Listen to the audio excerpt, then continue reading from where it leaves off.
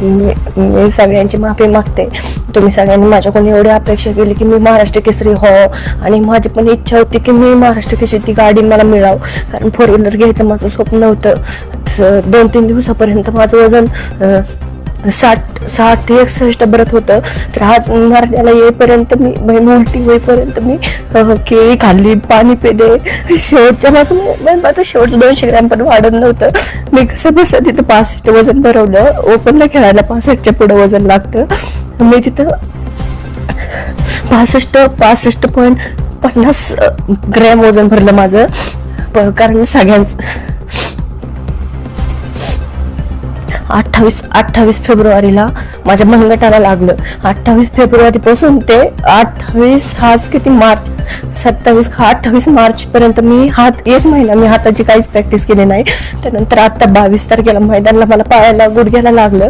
मला माहित होतं 2 महिन्यांनी महाराष्ट्र केसरीच्या स्पर्धा आहेत, मग मी मैदानाला नव्हते खेळायला पाहिजे, कारण मैदानात मला 28 तारखेला लागलं. नंतर 22 तारखेला मला पायाला पण लागलं. मला माहित होतं मी कुस्ती नाही खेळायला पाहिजे, पण मला खर्चायला पैशामुळे मी कुस्ती खेळले. पण मी आता कोणाचं नाव नाही येत या व्हिडिओमध्ये, कारण बरेच जण मला म्हणले की स्पॉन्सर करणार अख्ख्या जगाला सोशल मीडियाद्वारे सांगितले की स्पॉन्सर करणार, पण मला कोणच 1 रुपया पण देत नाही, कोण स्पॉन्सर करत नाही. सगळा खर्च मी माझ्या मैदानाच्या पैशावर भागवते. आणि मी आता कारण देत नाही मी हारले म्हणून. एक तर माझं वजन कमी होतं. तुमच्या सगळ्यांची अपेक्षा होती की मी महाराष्ट्र केसरी व्हावं. मी कमेंट मी तो तुमच्या सगळ्यांची इच्छा नाही पूर्ण करू शकले. आणि आज ह्या क्षणाला आज हा माझा शेवटचा व्हिडिओ असेल.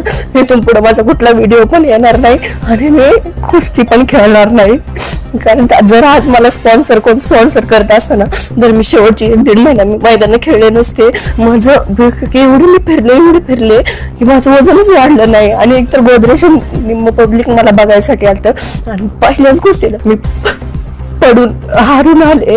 आणि तुमच्या सगळ्यांची इच्छा माझ्यामुळे अपुरी राहिली.